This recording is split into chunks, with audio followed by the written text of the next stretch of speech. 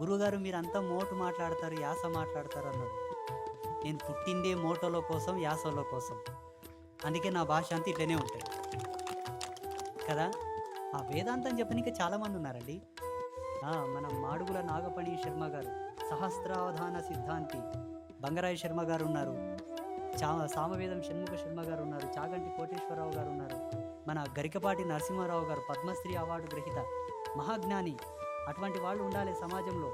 గరికపాటి నరసింహారావు గారు చాలా గొప్ప మేధావండి. ఎంత గొప్ప తర్కశాస్త్ర నిపుణుడు అంటే ఆయన అద్భుతంగా మాట్లాడతాడు.